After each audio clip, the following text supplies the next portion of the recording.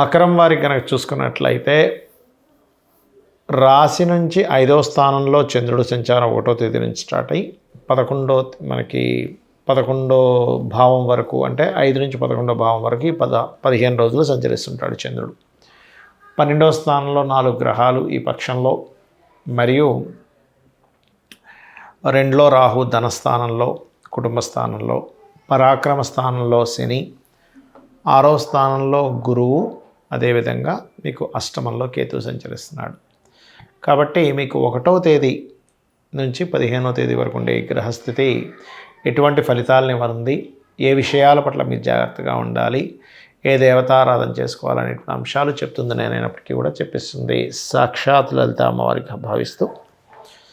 ప్రధానంగా ఇక్కడ మీకు ఏదైతే లగ్నము నుంచి పంచమ స్థానంలో 1వ తేదీ ఉండేటువంటి చంద్రుడు కొంచెం ఇష్టపడిన వారిని వివాహం చేసుకోవాలనే ప్రయత్నానికి కొంతవరకు సహకరిస్తాడు. అలాగే తీసుకునే నిర్ణయాలు కూడా మంచి నిర్ణయాలు అవుతాయి ఆ రోజు.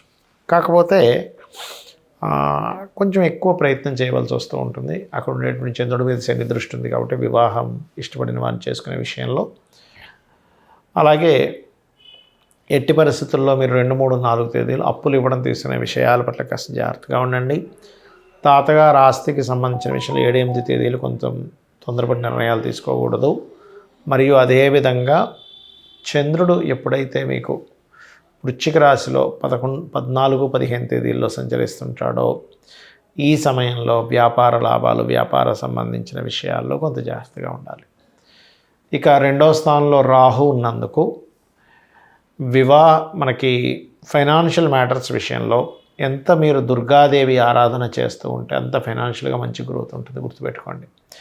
అలాగే మరొక విషయం ఏంటంటే ఇక్కడ ఈ రాహువు 2లో ఉన్నందుకు దుర్గాదేవి ఆరాధన మరియు ఆన్లైన్ త్రూగా మీకు ధనం రావడం, అంటే ఆన్లైన్లో చేసే వ్యాపారాల మూలంగా అధికంగా చూపిస్తుంది.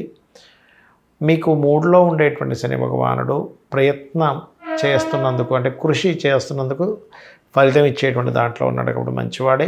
కాకపోతే ఈ అనవసరంగా గురువులతోని ఇట్లాంటి వాళ్ళతో తెలియని చిన్న ఘర్షణ వాతావరణం చూపిస్తుంది. 6వ స్థానంలో గురువు ఉన్నాడు కాబట్టి. ఇక తాతగారు ఆస్తి విషయంలో తొందరపాటు నిర్ణయాలు అది పనికిరాదు. కేతు అష్టమంలో ఉన్నాడు కాబట్టి ఇన్సూరెన్సెస్ పే చేసేటువంటి విషయాల్లో కూడా నెగ్లిజెన్స్ అనేది చేయకండి. ఇక మీరు నిత్యము చేయవలసినటువంటి దేవతా ఆరాధన, అమ్మవారి యొక్క ఆరాధన చేయండి, అన్ని విధాలా బాగుంటుంది. గోచార ఫలితాలతో పాటు మనం ప్రధానంగా చూసుకోవాల్సింది మన జన్మజాతక ఫలితాలు. ఎందుకంటే ఎవరి కర్మ వారిది. ఎందుకంటే ఇక్కడ దేశకాల పరిస్థితులు ఎలాగున్నా కూడా మీ జన్మజాతకంలో కనుక మీకు నడుస్తున్నటువంటి మహాదశలు, అంతర్దశలు, యోగాలు బాగుంటే కాలంతో సంబంధం లేకుండా మీ రూట్ మీకు చక్కగా వెళ్ళిపోతూ ఉంటుంది. అయితే పర్సనల్ చార్ట్ చూపించుకునేటప్పుడు అసలు ఎటువంటి విషయాలు టచ్ చేయడం జరుగుతుంది, ఎటువంటి విషయాలు తెలుసుకోవడం జరుగుతుంది అనేటువంటి చాలామంది అడుగుతున్నారు. ముందుగా మనకి లగ్నం నుంచి 12 భావాలు ఉంటాయి, గుర్తుపెట్టుకోండి. లగ్నము అంటే జీవుడు, అతని యొక్క తత్వం ఏమిటి అనేది మనిషిని చూడకుండా జస్ట్ జన్మజాతకం చూసి ఈయన ఇలాంటి వ్యక్తి, కోపంగా ఉండే వ్యక్తా, కూల్గా ఉండే వ్యక్తా, లేకపోతే కొంచెం జాగ్రత్త ఎక్కువగా ఉంటాడా, ఆధ్యాత్మికంగా ఉంటాడా, సీక్రెసీగా ఉంటారా, బాగా తెలివిగా ఉంటారా, లేనట్లయితే ఎక్కువ గొడవలు పెట్టుకుంటాడా, వర్కాలిక, బిజినెస్ మైండెడా, సేవాతత్వం అన్నీ తెలుస్తాయి, గుర్తుపెట్టుకోండి. ఇది ఇలా ఉంటే అతి ముఖ్యమైనటువంటిది ఏంటంటే మనిషికి ధనం మూలం ఇదం జగత్ అంటూ ఉంటారు. అంటే ఏమిటి, మనకు కావాల్సిన ధనం కాబట్టి దానివల్ల ఫ్యామిలీ రన్ అవుతూ ఉంటుంది. అయితే మీకు ఇక్కడ రూట్ ఏంటంటే ఆస్ట్రాలజీలో చెప్పే గొప్ప విషయం ఏంటంటే మీకు అసలు డబ్బులు వచ్చేటువంటి బిజినెస్లో వెళ్తున్నారు, లేకపోతే ఒక లైఫ్లో ఒక ఆశ ఉంటుంది, నేను ఫలానా సమయానికైనా నేను సంపాదిస్తానా లేదా, ఆ పర్టికులర్ పాయింట్ అనేటువంటి చెప్తుంది, గుర్తుపెట్టుకోండి. అలాగే మరొక విషయం ఏంటంటే ఇక్కడ గమనించినట్లయితే దీంతో పాటు మీకు ఈ ధనాన్ని ఇచ్చేటువంటి కాంబినేషన్ ఒక ఎత్తు అయితే ధనం ఏ రూట్లో వస్తుంది, ఏ మార్గం ద్వారా ధనం వస్తుందని చిన్నప్పుడే తెలుసుకుంటే మీరు చదివే ఎడ్యుకేషన్ చాలామంది చూడండి, ఫలానా చదివానండి కానీ నాకు అది ఉపయోగపడలేదు, ఇంకో దాంట్లో వెళ్ళిపోయానంటూ ఉంటారు. అలా మీకేంటంటే ఈ సెకండ్ హౌస్ ఏదైతే ఉందో, ఈ సెకండ్ హౌస్ లార్డ్ ఎవరో, సెకండ్ హౌస్ ఎప్పుడు యాక్టివ్గా ఉంది, ఎప్పుడు డియాక్టివ్గా ఉంది, ఇన్వెస్ట్మెంట్ స్థానం పాడైన సమయంలో చాలామంది తెలియక ఇన్వెస్ట్మెంట్స్ చేస్తూ ఉంటారు. అటువంటిది పర్టికులర్గా ఏ ప్లానెట్ మీకు ఇన్వెస్ట్మెంట్ని ఆపుతుంది. దానికి ఎటువంటి పరిహారం చేసుకుంటూ ముందుకు వెళ్తే మీరు చేసే ఇన్వెస్ట్మెంట్స్ బాగుంటాయి. అది గృహం కొనుక్కునేది ఏ సమయము, అదేవిధంగా ఏ డైరెక్షన్లో కొనుక్కుంటే బాగుంటుంది, ఆల్ డైరెక్షన్స్ ఈజ్ గుడ్. అదేవిధంగా వివాహానికి కూడా సమయం ఉంటుందండి. అంటే ప్రతి వ్యక్తికి కూడా ఒక 20 ఏళ్ళ వయసు, 20-21 ఏళ్ళ వయసు నుంచి, కొంతమందికి 18-16 ఏళ్ళ వయసు నుంచే కూడా స్టార్ట్ అవుతున్నారు. కాబట్టి ఎర్లీ మ్యారేజ్ యోగం ఉండేటువంటి వారు ఆ సమయం నుంచే ప్రారంభం అవుతారు. అయితే ఇక్కడ నేను చెప్పేది ఒకటే, మీ యొక్క జన్మజాతకంలో ఎప్పుడైతే మీకు వివాహం ఈ సమయంలో జరిగితే బాగుంటుంది అని ఉంటుందో ఆ సమయంలో చేసుకోవడమే అన్నిటికంటే ముఖ్యం. చాలామంది చూడండి, పాయింట్స్కి కలిసే కానీ విడిపోతున్నాము, ఏంటో మంచి ఫ్యామిలీ అనండి, ఇద్దరి మధ్యన గొడవలు వచ్చాయంటూ ఉంటారు. అంటే వాళ్ళకి పర్టికులర్గా వివాహ జీవితాన్ని కొనసాగించేటువంటి సమయం నడవట్లేదు. ఏదో తంతు కొద్దీ ఏదో వివాహం జరిగింది కానీ దూరంగా ఉండేటువంటి యోగం నడుస్తుంది. అందుకే కొంతమంది చూడండి, నేను కొన్ని జాతకాలు చూసి 20 ఏళ్ళు 30 ఏళ్ళ తర్వాత కూడా విడిపోయిన వాళ్ళని చూసాను. ఎందుకు అంటే ఆ పర్టికులర్ టైం వాళ్ళకి ట్రిగర్ అవుతూ ఉంటుంది. ఇక్కడ 3 విషయాలు ముఖ్యంగా, అసలు ఎప్పుడు వివాహం చేసుకుంటే కరెక్ట్ అనేది తెలుస్తుంది మనకి జ్యోతిషాస్త్రంలో. రెండవది, మన జన్మజాతకంలో ఒకవేళ సింగిల్ మ్యారేజ్, డబుల్ మ్యారేజెస్ ఏమైనా ఉన్నాయా, 2-3 వివాహాలు జరుగుతాయి కొంతమందికి వాళ్ళ జాతక చక్రంలో ఉండేటువంటి కాంబినేషన్స్ వల్ల. అలా జరిగేటప్పుడు మీరు ఎటువంటి జాగ్రత్తలు తీసుకుంటే మంచిది అనేటువంటి విషయం ఒకటి తెలుస్తుంది. అదేవిధంగా అలా ఉన్నప్పుడు ముందుగా అర్క వివాహం లేదా కుంభ వివాహం చేసుకోవడం మంచిది అనే విషయం కూడా చెప్పొచ్చు. అదేవిధంగా వివాహం అయిపోయిందంటే కానీ ఒక 20 సంవత్సరాలతో కూడా వస్తున్నాయి. ఆ పర్టికులర్ పీరియడ్ ఏమిటి, ఎందుకు ఆ పీరియడ్ ఇస్తుంది, ఆ సమయంలో కొంతమందికి దూరంగా ఉన్నప్పుడు తగ్గిపోతుంది దాని ప్రభావం. అంటే అబ్బాయి ఏదో విదేశాలకు వెళ్తాడు ఉద్యోగం కోసమని, ఆ రకంగా. ఇదే సేమ్ ప్యాటర్న్ మీరు ఇన్వెస్ట్మెంట్స్ విషయంలో చూసుకోవచ్చు.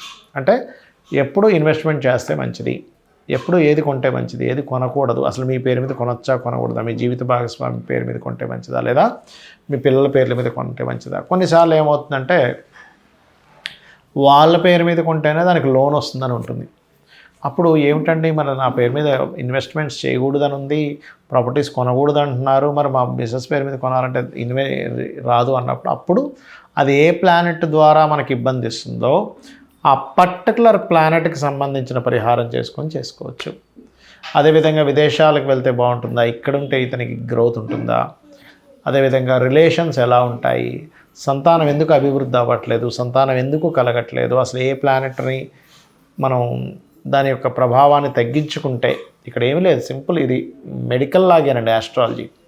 మన బాడీలో పలానా ప్లేట్లెట్స్ తగ్గాయి అన్నప్పుడు వీక్ అయిపోతాడు, లేదా పలానా వైటమిన్స్ తగ్గాయి అన్నప్పుడు డౌన్ అవుతుంటాడు, పలానా ఫుడ్ తీసుకోవడం ద్వారా పలానా వైటమిన్స్ వస్తాయి, లేకపోతే పలానా కొన్ని వదలడం ద్వారా కూర్చోండి, కొన్ని ఏమో తీసుకోవాలి, కొన్నిటేమో వదిలేసేయాలి. షుగర్ బాగా ఉంది, షుగర్ని వదిలేయాలి కదా.